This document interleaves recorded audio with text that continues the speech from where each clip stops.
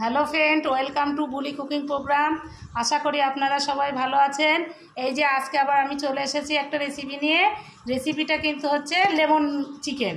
কিভাবে আমি করছি আপনারা দেখতে থাকুন। এটা কিন্তু আমি খুব সহজ পদ্ধতিতে কম উপকরণ দিয়ে বানাবো। আমি এই লেমন চিকেনটা করব, আপনারা দেখতে থাকুন। ভিডিওটা কেউ টানবেন না, আমি কিভাবে করছি আপনারা দেখুন। আর যদি কেউ নতুন হয়ে থাকেন তাহলে প্লিজ লাইক সাবস্ক্রাইব করে আমার পাশে থাকবেন। প্রথমে আমি এই যে লেবুটা দিয়ে দিচ্ছি। আমি এই লেমন চিকেন করে দেখাবো বলে তার জন্য কিন্তু লেবুটা একটু বেশি করে নিতে হবে। প্রথমে আমি লেবুটা দিয়ে ভালো করে মাখিয়ে ম্যাগনেট করে রেখে দেবো।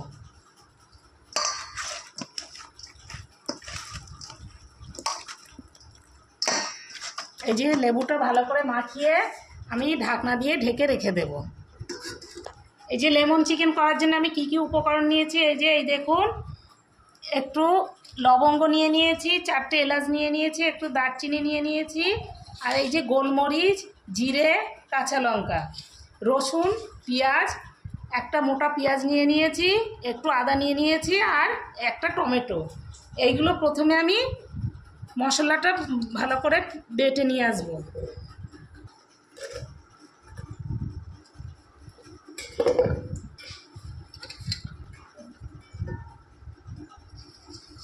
সব একসঙ্গে আমি মিক্সিতে মশলাটা বেটে নেব। এই যে লেবু দিয়ে মাখিয়ে ম্যাগনেট করে আমি 30 মিনিটের মতো রেখে দিয়েছিলাম।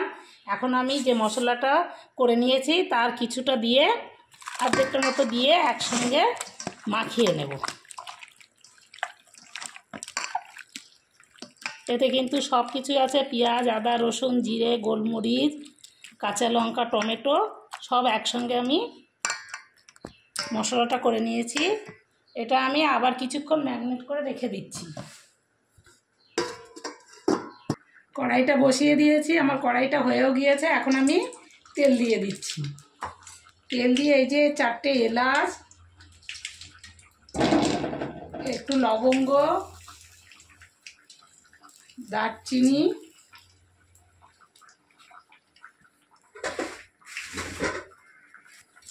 এই যে একটু 2টো তেজপাতা,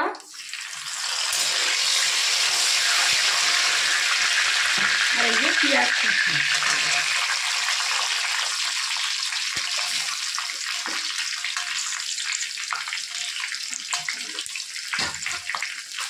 প্রথমে আমি পেঁয়াজটা ভালো করে লাল লাল করে ভেজে নেব।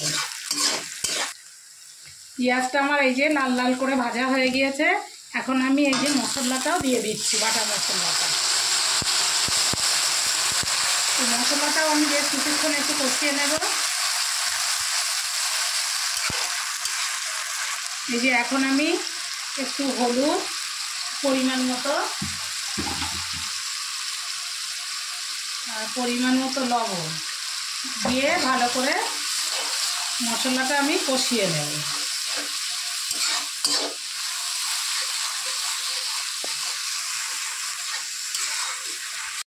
এই যে এই দেখুন মশলাটা আমার কষানো হয়ে গিয়েছে। এই যে মশলার থেকে তেল বেরিয়েছে। এখন আমি এই যে মাংসটা ম্যাগনেট করে রেখে দিয়েছিলাম, মাংসটা এখন আমি ঢেলে দিচ্ছি।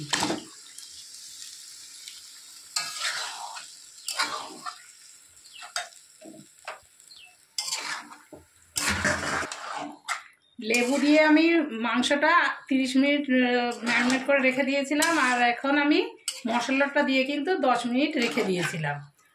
এই 10 মিনিট রেখে দিতে হবে। 10 মিনিটে কম হলে কিন্তু মাংসটা বেশি হবে না, ওই জন্যে খেতে ভালো লাগবে না। ওই জন্য আমি 10 মিনিট মাংসটা মশলা মাখিয়ে রেখে দিয়েছিলাম।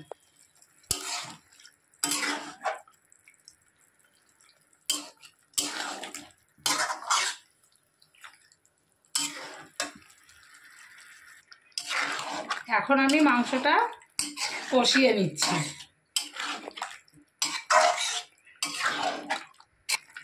আর আমি যেভাবে বানাচ্ছি এইভাবে যদি আপনারা একবার বানিয়ে খেয়ে দেখেন তাহলে বুঝতে পারবেন এটা খেতে কত সুস্বাদু হয়। এটা কিন্তু খুবই ভালো লাগে খেতে। আপনারা একবার এইভাবে বানিয়ে করে খেয়ে দেখবেন লেমন চিকেন।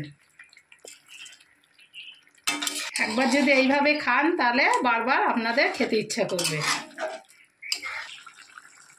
এখন আমি মাংসটা কিছুক্ষণ ঢাকনা দিয়ে রেখে দেব।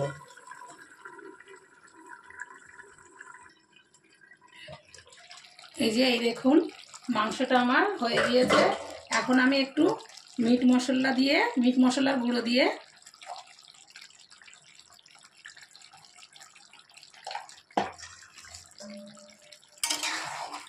আবার একটু নাড়িয়ে নেব।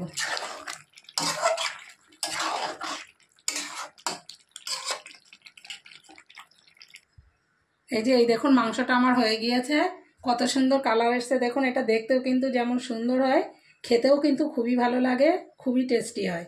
আপনারা একবার এইভাবে খেলে বারবার বানিয়ে খেতে ইচ্ছা করবে লেমন চিকেন। আর আমি কিন্তু এই মাংসয় কোনো গুঁড়ো লঙ্কা দেইনি, আমি পুরো কাঁচা লঙ্কা দিয়েই মাংসটা করেছি।